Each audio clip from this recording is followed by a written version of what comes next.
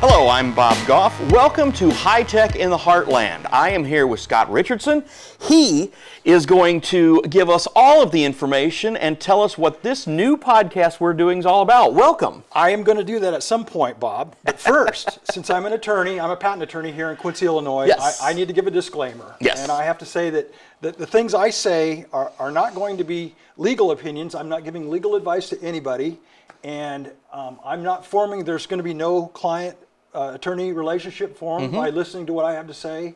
And also, the things I say are just my own personal opinions, talking as a citizen. I'm not representing the law firm I work for, Robinson Cole. So with that said, let's kick it off.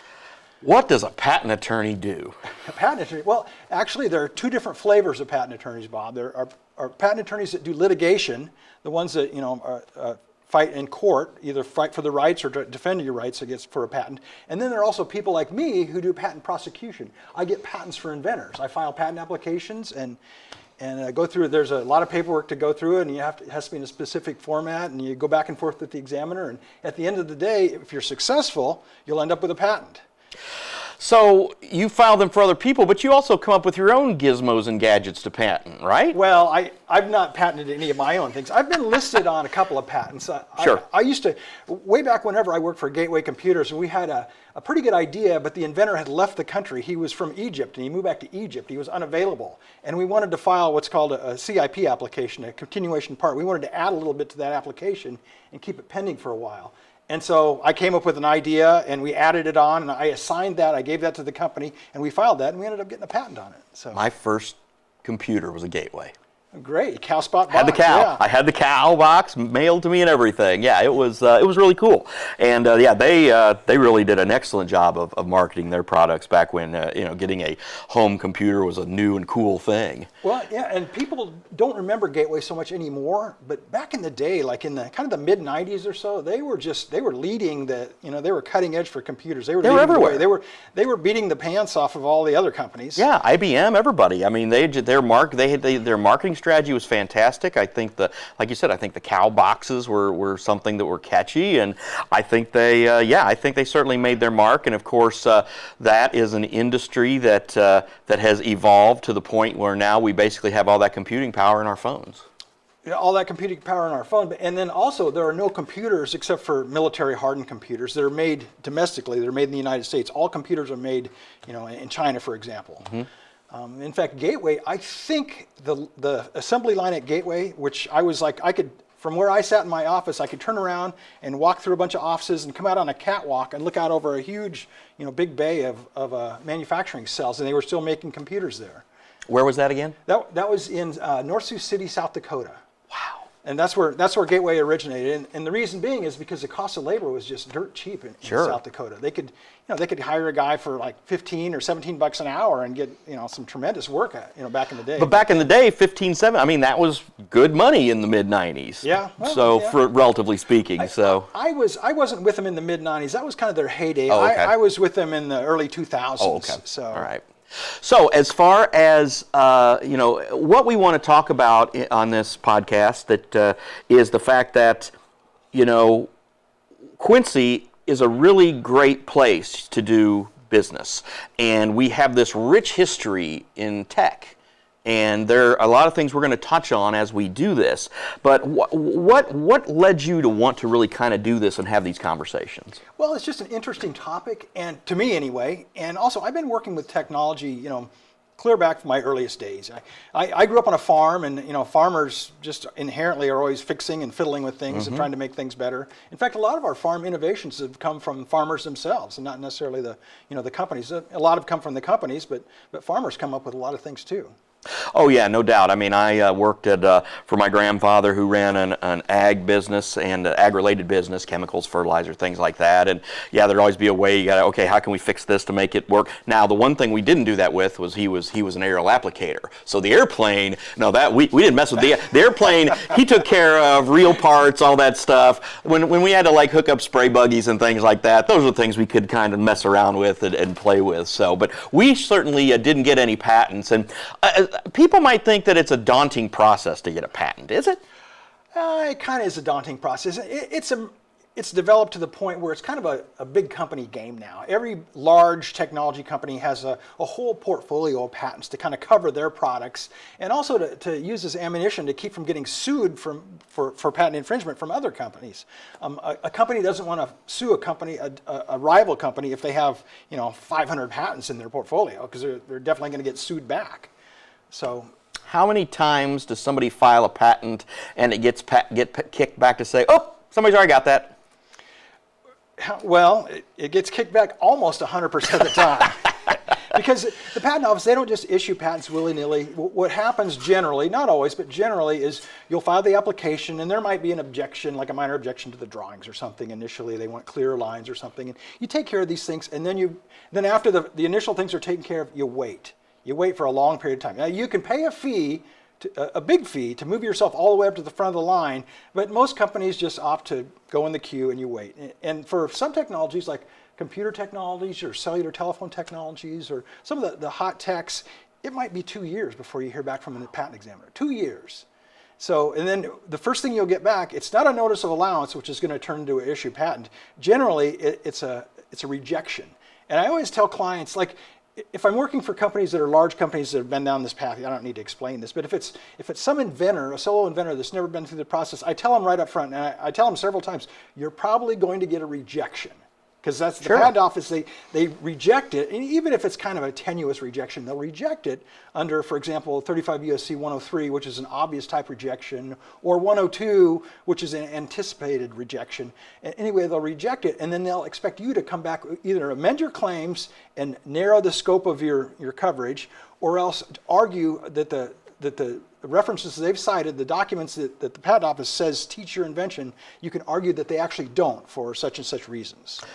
So how does one go from being in South Dakota watching Gateway computers getting spit out to be a patent attorney in Quincy, Illinois? That sounds like a rather lengthy pass. Well, actually, I decided I wanted to, I grew up in Nebraska, and after I got my electrical engineering degree, I moved out to Los Angeles and worked as an aerospace engineer. And when I was in LA, well, even before then, when I was still in Nebraska getting my undergrad degree, I decided I was going to get I didn't decide I was going to be a patent attorney, but I decided I was going to get a law degree and an MBA. And when I was out in LA, I got my MBA from Pepperdine. And then it was not possible for me to get a law degree there, just with logistics and everything. So my wife and I, we pulled up stakes and we both scrambled around and found jobs, and we moved to Washington, D.C. And then I got a job I took a couple of different jobs while I was working my way through school. I was a defense consultant for a while, and then I quit that job and took about a 50% cut in pay, which was pretty hard to do, and went back and I was a U.S. patent examiner for a couple of years. Okay. And then after I graduated with my law degree, I became a patent attorney, and eventually I moved out to South Dakota with Gateway, and then back to D.C., and from D.C. I moved here. So I didn't move from here to South Dakota. So it was a curvy path then. Yeah. So why Quincy? Tragically, my first wife died of lung cancer, and I just kind of was fed up with Washington, D.C. And I grew up on a farm. I was kind of fed up with big cities in general. And I didn't want to move back to as rural of an area as I grew up in. I grew up in central Nebraska. I wanted to move to an area that had a nice sized town that didn't have all the headaches of a large city like Los Angeles or Washington, D.C. Mm-hmm. And I did an internet search. I had a bunch of criteria, and I necked it down and researched it further. And then I got in my Dodge Durango with my daughter, who was in the 6th grade, and we drove out and visited. We were going to visit 5 communities. We ended up visiting 4, and this was the 4th one, and we ended up staying overnight here. And I woke up, and I kind of liked this town. I asked my daughter, I said, Claire, do you like this town? Could you live here? And she said, yeah, I kind of like this town. So we just decided to move here. And I had the kind of job then that I could move any place I wanted. I could have lived any place.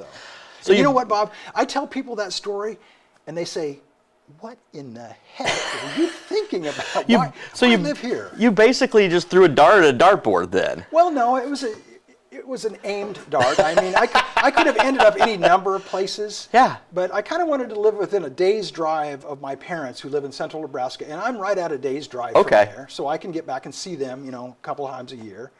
And also, I just like living in the Midwest. I'm more of a Midwestern guy than either coast. So, and don't get me wrong, I loved living in LA. That was so much fun. But I couldn't see myself living there into, I have family out there in Orange County, and it's wonderful to go spend a week out there in the fall or winter. Oh, it's yeah. great, but Yeah. I couldn't do that every day. Yeah, it just wears on you. The weather's nice. But, Yeah, sure. And then also Washington D.C. It's a great place too. So much history there. We just love living in D.C. But just so many bad things happened there. I just grew tired of it. So. Well, and you mentioned being a patent examiner. So you were kind of, at that point, you were in the belly of the beast. So you were able to kind of see how the sausage is made. So you then were able to take that knowledge and now use it to your benefit and your client's benefit as a patent attorney. That's true. And for example, you hear people say that the best tax attorneys are former tax examiners. People that have worked for the IRS. And to some degree, some people would say that it's an advantage to be a former patent examiner. A lot of patent attorneys say, oh, that doesn't matter, you don't need to do that. But it actually is a little bit of an advantage because I know what they can get away with, I know what they can't, and also I know what I can ask them to do for me, and also I just know what to not ask them to do. And every patent application that I file, almost every one, I always call up and talk to the examiner because that's really the way to get things done is you can just cover a lot of ground talking with them rather than just throwing papers back and forth over the transom. And it's a lot more cost effective to get a patent application that way. So wait, you can actually call somebody at a government office and you can get a human will pick up the phone and have a conversation with you to try to work out the process. Absolutely. And when I lived in Washington, D.C., I operated by actually setting up meetings and going and doing in-person interviews. Because an in-person interview is actually better than a telephone call. Yes. But it's not 10 times better. And a telephone call might take 20 minutes. An in-person interview, it takes, I don't know, you kind of waste about a half a day doing stuff. Sure. Getting ready for it and then going to the patent office and meeting with them. And then besides, now you can't really do in-person interviews because a lot of the patent examiners in the force, they don't live in Washington, D.C. anymore. They do what's called hoteling, and they actually live all over the United States, which may change under DOGE. DOGE is trying to bring them back into the mother. Well, yeah, remote work obviously became a big thing, but it sounds like remote work was even going on before we had the pandemic and everything. It went on with the patent office, and actually that's the perfect type of government job to have remote. Because that's the only government job that I'm aware of anyway, that they're on production. They have to do a certain number of papers, certain number of office actions and allowances and such every quarter in order to keep their job. And if so they have quotas. If they don't make their numbers, they actually get fired. Wow. Yeah, a government job. Well, that should be. I mean, if DOGE looks at that, they should say, "Hey, this is like what we want." They should be happy with that. Wouldn't you think so? Yeah. Why mess with that? Well, right now, all patent examiners, they're up in arms because they're all worried about the DOGE, and the DOGE is making them fill out these little 5 bullet point emails saying, "I did this, and this yesterday," and it's. I think as long as you hit your numbers at the end of the month, quarter, whatever, that should be it. Hey, I hit my numbers. But I think. By and large, I agree with what the DOGE is doing. I kind of think the patent office is one place they don't need to cut back too much. That's actually one of the only profit centers in the government. They actually give money back to the government more than, they generate more fees than they pay out in wages and salaries and costs. So when you moved to Quincy and then since you've been here, you have then learned about our rich technology and manufacturing history, and to come from this little town of 40,000 on the banks of the Mississippi, what impresses you about that? That's true. And actually, first of all, when I moved here, I didn't think I would ever have a client from here because I was like, I did IBM work and I was kind of a captive attorney of IBM. I could just call them up and they would send me as many applications as I want. But then that changed. They changed management. And then they instituted a couple of programs to start cutting out outside attorneys.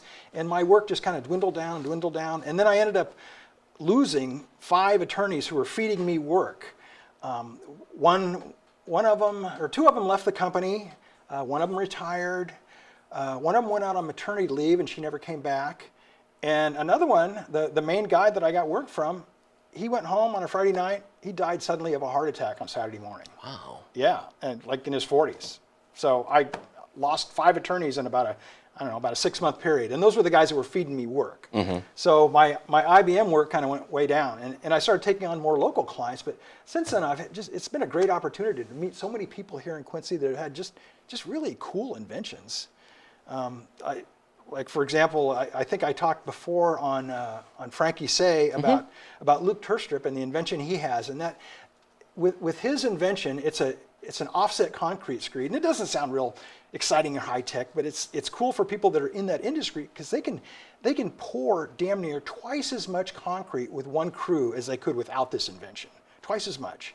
And he told me this story once about he was pouring a pad someplace, and it was Pittsfield or someplace close, and he was using a concrete plant that they don't normally use, and he called him up and he told him, I want so many trucks every like 15 minutes for this time frame, and we're going to finish it all up. And the guy's like, well, how many crews you run? He's like, oh, I just got the one crew. And he said, you can't pour this much concrete with one crew. We'll have trucks lined up down the road. We'll be dumping it in the ditch. And Luke said, well, I can pay you in advance, but yeah, we poured before. I've been doing this for a long time, and I know how much I can pour. And so the guy started sending him concrete trucks. Start 6:30 in the morning. He ended up sending 33 trucks, and they finished up like 2:30 in the afternoon, and with the trucks, and they were out of there by 4:30. But they poured 33 trucks of concrete with one crew, wow, which is just remarkable. And that doesn't mean anything to like somebody that doesn't pour concrete, but that was so impressive that the guy that owns the plant drove out and was watching it, and he's like, this is the damnedest thing I've ever seen. There's no way that one crew can pour that many. It's like, this is amazing. And again, it's an invention that was made right here. Invented and made right here, made locally. And we've got a lot of those stories that have happened over the years. I mean, we're talking about evolution. I mean, of course, one of our largest employers and most well-known, of course, is Knapheide Manufacturing, and they started off with horse and buggy. So they evolved.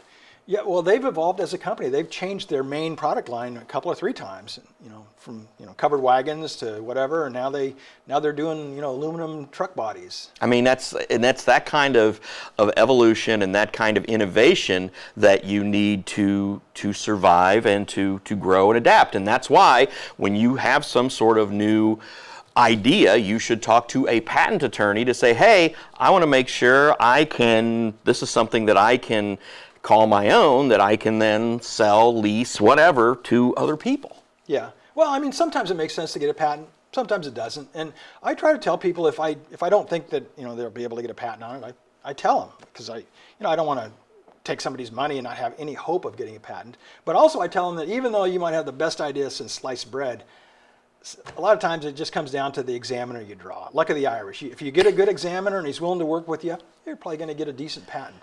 But there are some examiners that just don't issue much. A lot of times when I have problems getting something allowed, I'll do a search and I'll find out, how many patents did this guy issue? And then, he issued like 8 patents all of last year. It's like, well, no wonder. He only issues the one that he absolutely has to, that he gets forced to. And then you'll do a search on other people. It's like, oh, well, he issued like 35 patents. So, So when you're trying to do this, can you cherry pick? Can you examiner shop? Not only can you not cherry pick, you can't direct. You can do some things to kind of direct it towards one art unit or another, depending on the claim language you use, because they sort different cases by buzzwords, but you cannot pick individual examiners. And also, once you get an examiner, you're stuck with him for that invention. If you file a continuation or a CIP, a continuation in part application, it goes to the same guy. So are there examiners who you have relationships with then, as far as professional, hey, what about this, what about that, or? There aren't any examiners that do me any favors. there are some examiners that, I'll call him up and he'll say, I remember talking to you a few years back, Okay, all right. And also, I still know a fair number of examiners, because I was a patent examiner for 2.5 years. Yeah. So a lot of the people that I was an examiner with that were like just fellow employees are now SPEs, they're supervisory patent examiners, they're the bosses. So what are a couple of the other things that we might want to be tackling on this podcast as we move forward? Well, I kind of figured there were 3 main areas. I figured, emerging technologies, things like quantum computing, for example, which has a tie-in to Chicago. And then also local technologies, things like the offset concrete screed, and there are several of those around. And then also historical technologies, things like, what Knapheide's done in the past, too. So kind of those 3 areas, but really, Bob, it's going to be anything tech-related. Yeah. And I think it's great because we also want to go back and look at some of the history, with Bill Lears, the Parker Gateses, the Elmer Waverings, those people who really were some of the forefathers of Quincy's industrial and technological revolution. Absolutely. There are so many cool stories about companies from Quincy in the past, and even current companies as well. And they have had, and they've, again, some are still here, some are no longer here. We can talk about that. Again, you got a company like Gates Air that once upon a time has its roots from Gates Radio into Harris, into now it's Gates Air, and again, we mentioned Napite earlier. So I think there's Broadcast Electronics. We've still got a lot here of those types of companies, and I think it's going to be real cool to take a look back, but maybe also take a look forward at what some of them are doing now. Sure. And some of the technologies that started out here have kind of gone elsewhere and developed and burgeoned, or now these are the things we rely on, like CDMA, spread spectrum wireless communications. That didn't start here, but Harris Labs down in San Diego is one of the early companies that pioneered that technology. Harris and a couple of others doing government work. And when I was at the patent office, and by the way, I was a patent examiner in the cellular telephone arts. I was in the cellular telephone arts. I was in the first art unit formed for cellular telephony. And then also I had a split docket, and I did speech signal processing as well while I was there, which is just a very complicated thing. It sounds like it. But anyway, CDMA wasn't known to just the common man back then, and cell phones didn't work with frequency hopping technology. That was like a kind of a secret technology back then. But now, all telephones in a phone in your pocket uses CDMA, uses frequency hopping. So, and also, I believe Motorola also had a big role in that back in the growth of cellular telephones and that kind of technology as well. I think I issued several Motorola patents as an examiner. I don't think they were spearheading the CDMA. The frequency hopping. I think they were involved in that technology. It was mostly, in the United States, it was mostly Qualcomm down in San Diego. But I mean, I was just referring to the fact that once upon a time, Motorola had 3,000 employees here. Absolutely, yeah. So, well, they were the big dog, for cell phones for a long time. Many years. So, but anyway, I'll tell you what, Scott, I think this is going to be a lot of fun and very fascinating. Sometimes it'll be just he and I talking. Sometimes I'll do an intro and then he'll have a guest maybe the three of us can sit here and chat. But it's going to be a lot of fun, and again, I'm looking forward to it, man. This is cool. So am I. Should be a great adventure. All right. Well, thank you for watching our introduction to high tech in the Heartland.